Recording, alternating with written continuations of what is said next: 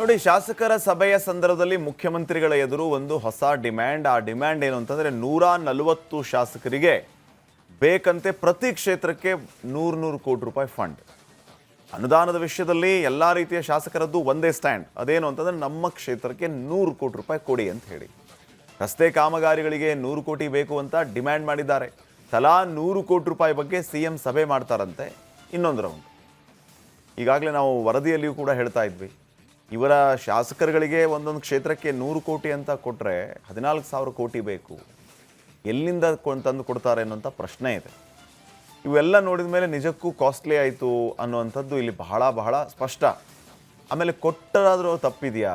ಇಲ್ಲ. ಕ್ಷೇತ್ರದ ಅಭಿವೃದ್ಧಿಗೆ 100 ಕೋಟಿ ರೂಪಾಯಿನೂ ಒಂದೊಂದು ಪೈಸಾನೂ ಲೆಕ್ಕ ಇಟ್ಟು ಖರ್ಚು ಮಾಡಿಬಿಟ್ರೆ ಒಂದೊಂದು ಕ್ಷೇತ್ರನೂ ಹೆಂಗಾಗುತ್ತೆ ಕರ್ನಾಟಕದಲ್ಲಿ? ಡಿ ಕೆ ಶಿವಕುಮಾರ್ ಅವರು ಯಾಕೆ 100 ಕೋಟಿ ರೂಪಾಯಿ ಕೊಡಬಾರ್ದು? ಇದು ಕೂಡ ಇಲ್ಲಿ ಪ್ರಶ್ನೆ ಆಗುತ್ತೆ. ಗೋವಿಂದಣ್ಣ ಅವರಿಗೆ ಏನೆಲ್ಲ ವಿಚಾರಗಳು ಗೊತ್ತಾಗಿದೆ ಕೇಳೋಣ ವೀರೇಂದ್ರ ಅವರಿಂದ. ವೀರೇಂದ್ರ, 100 ಕೋಟಿ ರೂಪಾಯಿ ಈ ಶಾಸಕರೆಲ್ಲ ಏನು ಡಿಮ್ಯಾಂಡ್ ಇಟ್ಟಿದ್ದಾರೆ, ನಮ್ಮ ಕ್ಷೇತ್ರಕ್ಕೆ, ನಮ್ಮ ಕ್ಷೇತ್ರದ ಅಭಿವೃದ್ಧಿಗೆ 100 ಕೋಟಿ ರೂಪಾಯಿ ಕೊಡಿ ಅಂತ ಡಿಮ್ಯಾಂಡ್ ಇಟ್ಟಿದ್ದಾರೆ. ಈಗ ಒಂದೊಂದು ಪೈಸಾನೂ ಲೆಕ್ಕ ಇಟ್ಟು 100 ಕೋಟಿನೂ ಕ್ಷೇತ್ರದ ಅಭಿವೃದ್ಧಿಗೆ ಅಂತ ಇವರು ಖರ್ಚು ಮಾಡಿಬಿಟ್ರೆ ಭಾಳ ಬೆಸ್ಟ್ ಕೆಲಸ. ಡಿ ಕೆ ಶಿವಕುಮಾರ್ ಅವ್ರು ಕೊಡಲಿ 100 ಕೋಟಿ ರೂಪಾಯಿನ, ಎಲ್ಲ ಕ್ಷೇತ್ರಗಳಿಗೂ 100 ಕೋಟಿ ರೂಪಾಯಿ ಕೊಡಲಿ. ಆ 100 ಕೋಟಿ ರೂಪಾಯಿ ಎಲ್ಲೂ ಸೋರಿಕೆ ಆಗದಂಗೆ ಪೈಸಾ ಲೆಕ್ಕ ಇಟ್ಟು ಸಂಪೂರ್ಣ ಅಭಿವೃದ್ಧಿಗೆ ಖರ್ಚಾಗಬೇಕು. ಒಂದೊಂದು ಕ್ಷೇತ್ರನ ಆಗುತ್ತೆ ನಮ್ಮ ರಾಜ್ಯದಲ್ಲಿ. ನಿಜಕ್ಕೂ ಗೋವಿಂದಣ್ಣ ಅವ್ರನ್ನ ಮತ್ತೆ ಕ್ಷೇತ್ರ ಕಳಿಸ್ಬೇಕು ನಾವು. ಹೆಂಗಾಗಿದೆ ನೋಡಿ, ಕ್ಷೇತ್ರ ಮಿಂಚ್ತದೆ, ಪಳ ಹೊಳಿತಾ ಇದೆ ಅಂತ ಹೇಳಿ. ಆದರೆ ಅದು ಆಗುತ್ತಾ ಅನ್ನೋಂಥ ಪ್ರಶ್ನೆ. ವಾಸ್ತವ ಏನಂತಂದರೆ ಒಂದು 50,000 ರಿಂದ 55,000 ಕೋಟಿ ರೂಪಾಯಿ ಇಂಟ್ರೆಸ್ಟೇ ಕೊಡ್ತಾ ಇದೆ ಕರ್ನಾಟಕ ಸರ್ಕಾರ ಮಾಡಿದ ಸಾಲಕ್ಕೆ.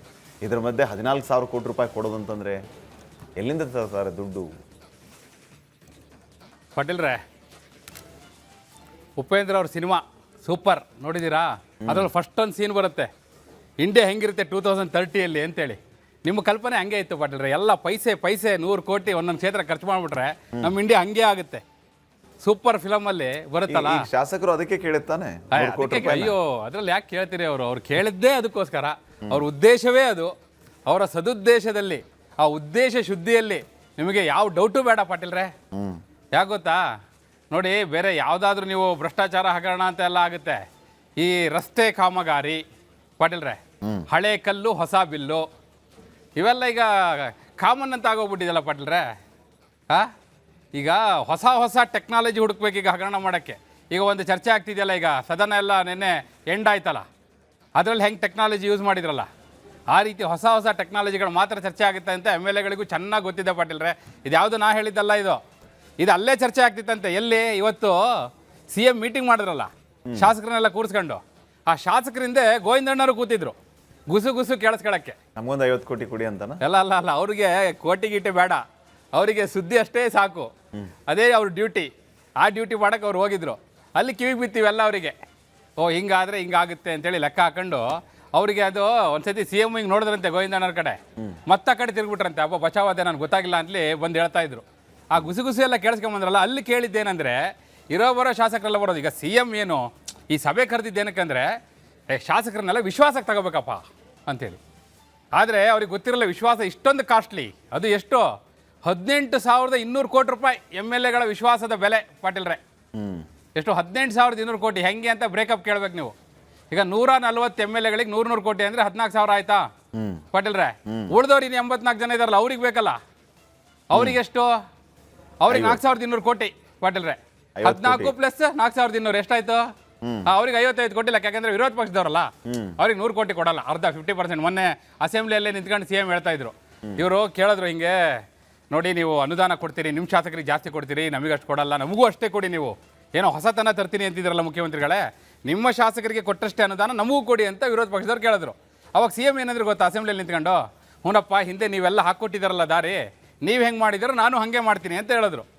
ಅಂದರೆ ಎಲ್ಲ ಸರ್ಕಾರಗಳು ಮಾಡ್ತಾ ಬಂದಿರೋದು ಹೆಂಗಂದರೆ, ಈಗ ಆಡಳಿತ ಪಕ್ಷ ಶಾಸಕರಿಗೆ ಎಷ್ಟು ಕೊಡ್ತಾರೆ ಅದ್ರ 50% ವಿರೋಧ ಪಕ್ಷದವ್ರಿಗೆ ಕೊಡ್ತಾರೆ. ಸೊ ನಾವು ಅದೇ ಲೆಕ್ಕ ಹಾಕಿದ್ವಿ. ಇವ್ರು 100 ಕೋಟಿ ಕೇಳಿದ್ದಾರೆ, ಯಾರು ಇವತ್ತು ಹೋಗಿರೋ ಕಾಂಗ್ರೆಸ್ MLAಗಳು. ಸೊ ವಿರೋಧ ಪಕ್ಷದವ್ರಿಗೆ 55 ಕೋಟಿ ಅಂತ ಲೆಕ್ಕ ಹಿಡಿಯೋಣ. ಎಷ್ಟಾಯ್ತು ಅಲ್ಲಿಗೆ? 18,200 ಕೋಟಿ ಪಾಟೀಲ್ರೆ ವಿಶ್ವಾಸದ ರೇಟು. ಎಷ್ಟು ಕಾಸ್ಟ್ಲಿ ಪಾಟೀಲ್ರೆ ವಿಶ್ವಾಸ? ಪರವಾಗಿಲ್ಲ. ನಮ್ಮ ವಿಶ್ವಾಸ ನೋಡಿ ಎಷ್ಟು ಚೆನ್ನಾಗಿದೆ ಅಲ್ಲಿ. ನಮ್ಮ ಗೋವಿಂದಣ್ಣವ್ರ ವಿಶ್ವಾಸ ನೋಡಿ, ₹1 ಖರ್ಚಿಲ್ಲ ನಮಗೆ. ಸುಮ್ಮನೆ ಹೋಗಿ ಹಿಂಗೆ ಕೇಳ್ಕೊಂಬಂದು ಹಿಂಗೆ ಹೇಳ್ತಾರೆ. ಭಾಳ ಕಾಸ್ಟ್ಲಿ ಇದೆ. CM 18,200 ಕೋಟಿ ಆಲ್ರೆಡಿ ನೋಡಿ ಮತ್ತೇನು ಮಾಡಿದ್ದಾರೆ ಗೊತ್ತಾ? ಈಗ ಸಿದ್ದರಾಮಯ್ಯ ಸರಿ ಬಜೆಟ್ ಮಂಡನೆ ಮಾಡಿದಾರಲ್ಲ, ಪಾಟೀಲ್ರೆ ಯಾವಾಗಲೂ ಬಜೆಟ್ ಹೆಂಗೆ ಮಾಡ್ತಾರೆ ಅಂದರೆ ಲೇಖಾನುದಾನ ಅಂತ ತಗೋತಾರೆ. ಹೌದು. ಅಂದರೆ ಫುಲ್ ಫ್ಲೆಡ್ಡ್ ಬಜೆಟ್ನ ಮಂಡನೆ ಇತ್ತೀಚಿನ ವರ್ಷಗಳಲ್ಲಿ ಮಾಡಿಲ್ಲ. ರಾಮಕೃಷ್ಣ ಹೆಗ್ಡೆ ಅವ್ರು ಮಾಡಿದ್ರಂತೆ, ಅದಾದ್ಮೇಲೆ ಇತ್ತೀಚೆಗೆ ಯಾರು ಮಾಡಿಲ್ಲ. ಈ ಸತಿ ಸಿದ್ದರಾಮಯ್ಯವ್ರು ಏನು ಮಾಡೋಗಿದ್ದಾರೆ ಅಂದರೆ ಅವ್ರಿಗೆ ಗೊತ್ತಿತ್ತೆ ನಾವು ಮುಖ್ಯಮಂತ್ರಿ ಸ್ಥಾನದಿಂದ ಕೆಳಗಿಳಿತೀನಿ ಅಂತ. ಒಂದು ವರ್ಷದ ಪೂರ್ತಿ ಬಜೆಟ್ ಅಪ್ರೂವಲ್ ತಗೊಂಡು ಹೋಗ್ಬಿಟ್ಟಿದ್ದಾರೆ ಅವರು. ಅಂದರೆ ಇವರೇನು ಮತ್ತೆ ಈಗ ಅಡಿಷ್ನಲ್ ಆಗಿ ಸೇರ್ಸೋಕ್ಕೆ ಅವಕಾಶವೇ ಇಲ್ಲ ಅಲ್ಲಿ ಅಂತ. ಪಾಪ ಹೆಂಗೆ ತರ್ತಾರೆ 18,200 ಕೋಟಿ. ಈಗ ನೀವು ಹೇಳ್ತಿದ್ರಲ್ಲ ಏನೇನು ಬಾಕಿ ಇದೆ, ಈಗ ಬಿಲ್ಗಳು ಬಾಕಿ ಇರೋದು, ಗುತ್ತಿಗೆದಾರರೆಲ್ಲ ಕ್ಯೂ ನಿಂತಿರೋದು, ಇದ್ರ ನಡುವೆ ಈಗ ಶಾಸಕರಿಗೆ 18,200 ಕೋಟಿ ಎಲ್ಲಿಂದ ತರ್ತಾರೆ? ಈಗ ವಿಶ್ವಾಸ ಉಳಿಸ್ಕೋಬೇಕು ಅಂದರೆ ಬೇಕೇ ಬೇಕು 100 ಕೋಟಿ ಒಬ್ಬೊಬ್ಬರಿಗೆ. ಸೊ ಈಗ ಅದಕ್ಕೆ MLAಗಳದೆಲ್ಲ ಒಂದೇ ಸ್ಟ್ಯಾಂಡು, ಒಂದೇ ಡಿಮ್ಯಾಂಡು. ಏನು ಪಾಟೀಲ್ರೆ 100 ಕೋಟಿ. ಸೊ ಅದಕ್ಕೆ CM ಆಯಿತು ಇನ್ನೊಂದು ರೌಂಡು ನೋಡೋಣ, ಮೀಟಿಂಗ್ ಮಾಡೋಣ ಇನ್ನೊಂದು ರೌಂಡು ಅಂತೇಳಿ ಹೇಳಿ ಕಳಿಸಿದ್ದಾರೆ. ನೋಡೋಣ ನೆಕ್ಸ್ಟ್ ರೌಂಡಲ್ಲಿ ಏನಾಗುತ್ತೆ. ನಮ್ಮ ಗೋವಿಂದಣ್ಣರು ಆ ಸಭೆಯಲ್ಲೂ ಇರ್ತಾರೆ ಪಾಟೀಲ್ರೆ, ಅಲ್ಲೂ ಇರ್ತಾರೆ. ಆ ಮಾಹಿತಿಯನ್ನು ಅಲ್ಲಿ ಏನೇನು ಗುಸು ಕೇಳಿಬರುತ್ತೆ ಕೇಳ್ಕೊಂಬರ್ತಾರೆ. ಮತ್ತು ನೀವು ಹೇಳಿದ್ರಲ್ಲ ಪೈಸೆಯೂ ಕ್ಷೇತ್ರಕ್ಕೆ ವಿನಿಯೋಗ ಆಗೋದು, ಆ ಸ್ಟೋರಿ ಇನ್ನೂ ಇಂಟ್ರೆಸ್ಟಿಂಗ್ ಆಗಿದೆ. ಹೆಂಗೆಲ್ಲ ವಿನಿಯೋಗ ಆಗುತ್ತೆ, ಎಲ್ಲೆಲ್ಲೆಲ್ಲ ಹೋಗುತ್ತೆ, ಆ ಸ್ಟೋರಿ ಇದೆಲ್ಲ ಇನ್ನೂ ಬಹಳ ಅದ್ಭುತವಾದ ಸ್ಟೋರಿ ಅದು. ಇನ್ನೊಂದ್ಸತಿ ಭಾಳ ಡೀಟೇಲಾಗೆ ಕೊಡೋಣ ಪಾಟೀಲ್ರೆ. ಬಟ್ ಪ್ರಶ್ನೆ ಏನಂತಂದ್ರೆ, ವಾಸ್ತವದಲ್ಲಿ ಈಗ ಆಡಳಿತ ಪಕ್ಷದವ್ರು 100 ಕೋಟಿ ರೂಪಾಯಿ ಡಿಮ್ಯಾಂಡ್ ಮಾಡಿದ್ದಾರೆ, ವಿಪಕ್ಷದವ್ರಿಗೆ 50 ಕೋಟಿ ಕೊಡ್ಬೋದು ಅಂತ. ಬಟ್ ನನಗನ್ಸುತ್ತೆ ಆಡಳಿತ ಪಕ್ಷದವ್ರಿಗೂ 50 ಕೋಟಿ ಕೊಡುವಷ್ಟು, ಆಡಳಿತ ಪಕ್ಷದ ಶಾಸಕರಿಗೂ 50 ಕೋಟಿ ಅನುದಾನ ಕೊಡುವಷ್ಟು ದುಡ್ಡಿದೆಯಾ ಅನ್ನೋಂಥ ಪ್ರಶ್ನೆ. ಈಗ ನಾವೀಗಾಗಲೇ ನೋಡಿದ್ದೀವಿ ಕಮಿಟೆಡ್ ಎಕ್ಸ್ಪೆಂಡಿಚರ್ ಎಷ್ಟಿದೆ ನಮ್ಮ ರಾಜ್ಯದಲ್ಲಿ. ಪರಿಸ್ಥಿತಿ ಹೆಂಗಿದೆ ಅಂತಂದ್ರೆ, ಸಾಲ ಮಾಡಿ ಸ್ಯಾಲ್ರಿ ಕೊಡುವಂತ, ಪೆನ್ಷನ್ ಕೊಡುವಂತ, ಬಡ್ಡಿ ತುಂಬುವಂತ ಪರಿಸ್ಥಿತಿ ಇದೆ. Let us be practical. ಈಗ ಕಮಿಟೆಡ್ ಎಕ್ಸ್ಪೆಂಡಿಚರ್ ಸಿಕ್ಕಾಪಟ್ಟಿದೆ ನಮ್ಮ ರಾಜ್ಯದಲ್ಲಿ. ಪರಿಸ್ಥಿತಿ ಈಗ ಹೆಂಗಿದೆ ಅಂತಂದ್ರೆ, ಸರ್ಕಾರಿ ನೌಕರರಿಗೂ ಕೂಡ ಸಾಲ ಮಾಡಿಯೇ ಇವರು ಸಂಬಳ ಕೊಡ್ತಾ ಇರೋದು. ಕರೆಕ್ಟ್. ಪೆನ್ಷನ್ ಅನ್ನು ಸಾಲ ಮಾಡಿ ಕೊಡ್ತಾ ಇದ್ದಾರೆ.